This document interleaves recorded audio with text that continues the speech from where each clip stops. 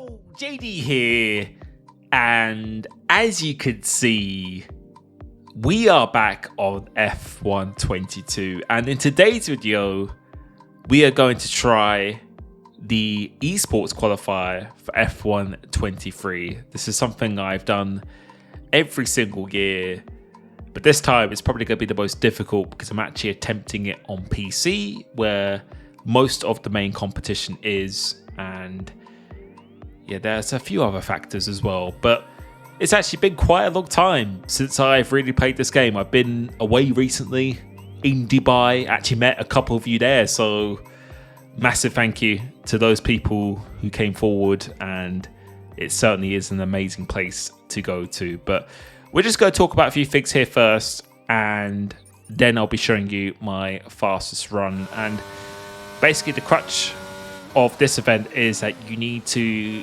be coming home in 4th place with Lando Norris in the McLaren, where you're on a set of soft tyres coming towards the end of a 100% race, and you just got to do it as fast as you possibly can. But something you'll see in a second, and one of the reasons why I don't really like the F1 esports qualifiers is that you really do have to be quite fortunate in terms of how the AI turn out, because some laps they're battling together quite a bit, slowing each other down.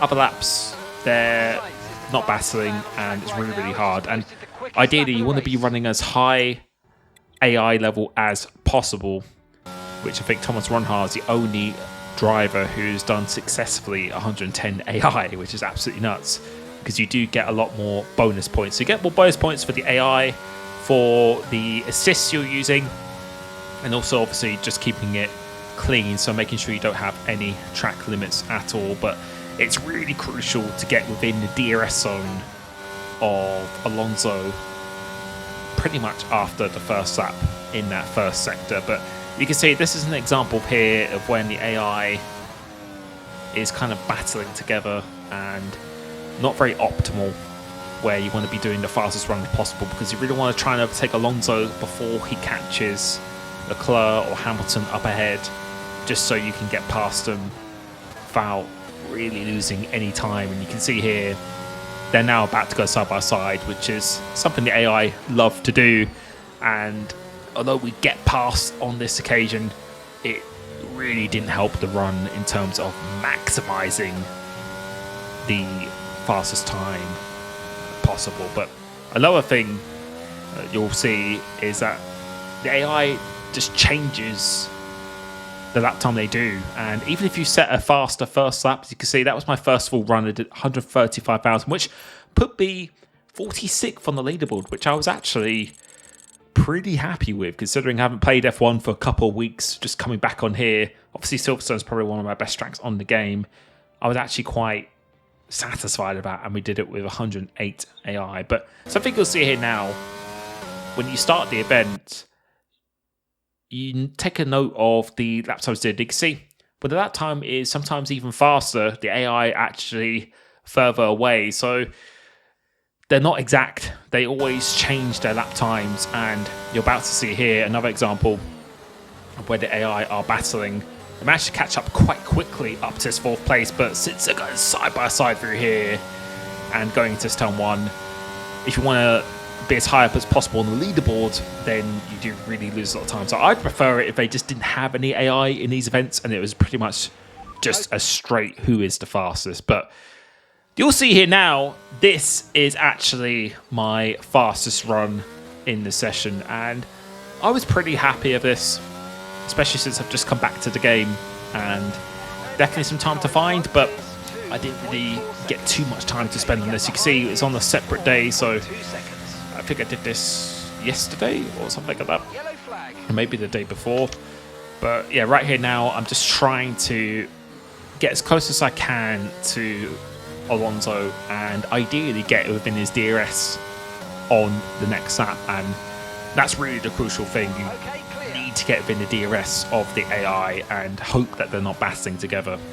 You also notice that I'm using my battery quite excessively here, and if you watch the fastest run of Thomas Ronha, he does exactly the same thing. You really want to just deplete this battery as much as possible, because one of the big reasons why your score goes up, and you may notice that some people have a faster overall time, but their score is actually lower than some others. That's because maybe because of the AI they're using, but it's mainly down to their fastest lap bonus. So if your lap is a lot faster than someone else's, despite being a slower run overall, sometimes you can actually get a lot more points than someone just by how much faster your fastest lap was. And your fastest lap is always going to be really the first lap in this event when your tires are at its freshest. You have the clean air, and that's why you really need to maximize it. So you can see we're just using absolutely everything on the battery. A 28.7, which wasn't the fastest I've ever gone. I did do a 0.5 a couple of times, but then didn't really get fortunate for the rest of the run. And you can see I think we have just missed out on the DRS here. Oh, actually, no, we did get the DRS, so we very just about got the DRS, which is absolutely crucial. And yeah, now it's just about sticking with this AI, because even on, I think this was down to 107 in the end, they are still absolutely ridiculous in terms of the acceleration they have coming off the corners. And yeah, if you didn't use any of that battery for that first lap, then you wouldn't be able to get as good faster lap. And as I said, that extra bonus for that faster lap you do really is a big thing in terms of the overall score you get at the end. So you definitely need to use all of your ERS on that first lap rather than just think about the overall time. And you can see we're still in the DRS here, so still using the battery, but trying to save as much as I can, really, so that when I do go for the overtake, it should be quite a smooth overtake.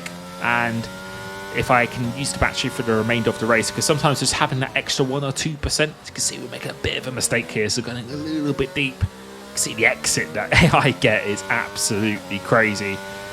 But yeah, the last lap, if you can have an extra 1 or 2%, even though you're under 10% of the battery, then that can give you like a 10th or something. And you know, a 10th, especially at this level when you're going against the best drivers on the game, can actually give you quite big difference in terms of where you are on the leaderboard. So see, we're struggling to get within 8/10, but it's through this next corner and section where the AI do tend to be the solace. You can see making a bit of a mistake again. So there were many moments in this run where I think we can make up quite a lot of time.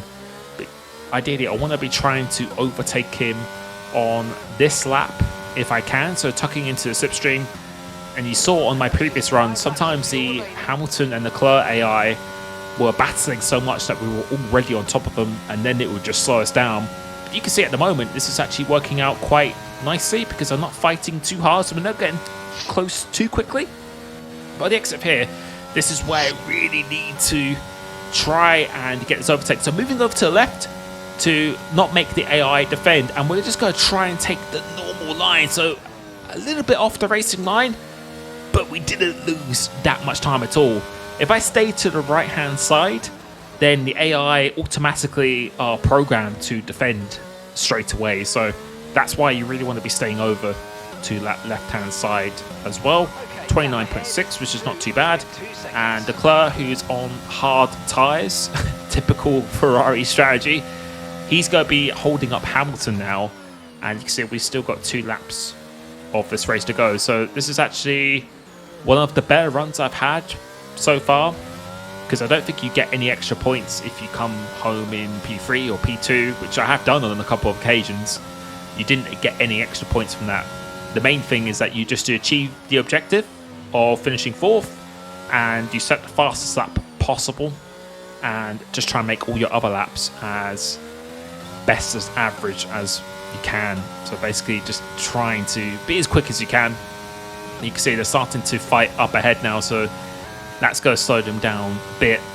And you can see by the Delta they're still going side by side, which is something the AI absolutely love to do, and they're still going side by side for Ismac and Beckett. So at this stage I was feeling a little bit nervous that I'd maybe catch them in the wrong place. So coming through into here now, Hamilton's now actually got ahead. You can see Leclerc was trying to go around the outside, but thankfully they don't go side by side. If they did go side by side there, then I think it would be very much a repeat of what you saw in an earlier clip. So Hamilton should now start to pull away, and now we're going to get in the DRS zone quite nicely of Leclerc up ahead. And this is where the AI seem to be a bit slow. They seem to be slow in the straight line, but really good acceleration off the corners. So we're going to get in the DRS zone here and try and do the same overtake we did on Alonso. So going into sector 3, try and make that overtake where we're almost pretty much taking the racing line and not losing that much time at all. So we're just going to conserve the battery just that little bit, and then when we do the overtake on Leclerc, hopefully we can stay within the DRS of Hamilton as well. So coming off here, we don't want to be too close, because if you're too close, you'll then go get that little bit of that dirty air. So conserve the battery once again, and really you want to be within about 3/10 or so.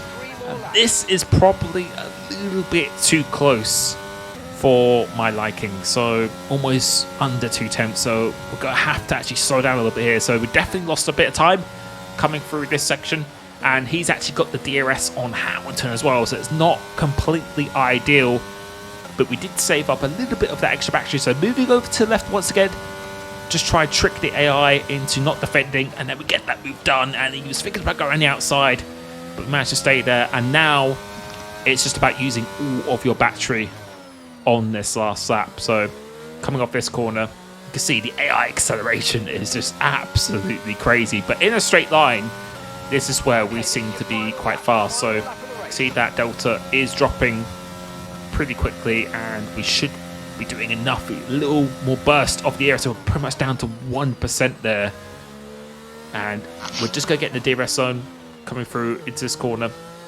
We're not going to be a threat to Perez, but as I said, you don't gain any extra points for finishing higher than 4th in this event. So on the last lap, this is where the AI do use all of their ERS. So if we could just stay within the DRS zone of Hamilton coming into sector 3, then that's really going to help our average lap time coming to this last one. So you can see again, not that quick in the straight line, so we are going to be staying with the DRS zone. So this is actually pretty good, but there were a few mistakes on this run, and maybe could have done a little bit better with the AI, especially with Leclerc. I definitely got held through Maggie's and Beckett's on the previous lap, and then coming through into here, just about deploying all of this battery now, and you see a 5.2, which is not absolutely amazing. And coming down to here, just saving that battery, just going into that final chicane, because we already have the benefit of the DRS. So using the rest of the battery here, just squeezing out that final 10th or 2 if we can, managing to hook this last chicane up quite nicely, and we're going to come home, complete the event quite comfortably. But what is the time going to be? It's a 29.7 point last lap, almost a 0.8, so bit of a scruffy last lap. Could have been maybe a bit better in that first sector, but yeah, overall I was quite content with this. I think there's probably in total a good second and a half maybe left if we had a bit more time to do the event, but overall I was fairly happy with that. And yeah, I don't think there's, apart from maybe that second and a half, as I said, it's not a huge game, but you just got to be quite fortunate with this AI. And you can see 136,000 points, 328, and yeah, it's a bit of a lottery. It's the same with every esports event. You just need to be fortunate in terms of how the AI actually play out, because sometimes they just spin randomly as well. That's actually happened a few times. So 44th, which against this field is really, I don't think, too bad whatsoever, and beating a few drivers who are challenger drivers and potentially almost esport drivers and not even far away from others. But you can see there's a few people on this leaderboard who are a bit suspect. You can see Addict, Weapon. Yeah, PC is probably not the best platform to do this on right now, especially with a lot of the cheating going on and people who have been proven to be cheating, which we will be doing a final video on later this month, because I don't want to go on about it too much. But yeah, I think with the level of that happening potentially on PC, that maybe they should do the qualifying on consoles instead, because you know this is the qualifying to get into the Challenger Series, and if someone's doing legitimately, then sometimes you just can't do anything about it. But please let me know what you did in your event. What score did you actually achieve? Hopefully this has maybe helped you out somehow, because I think there's maybe a day or so left of this event by the time this video goes out. But thank you so much for supporting the channel. It's really nice to be back once again, and I will be catching you very, very soon. Peace.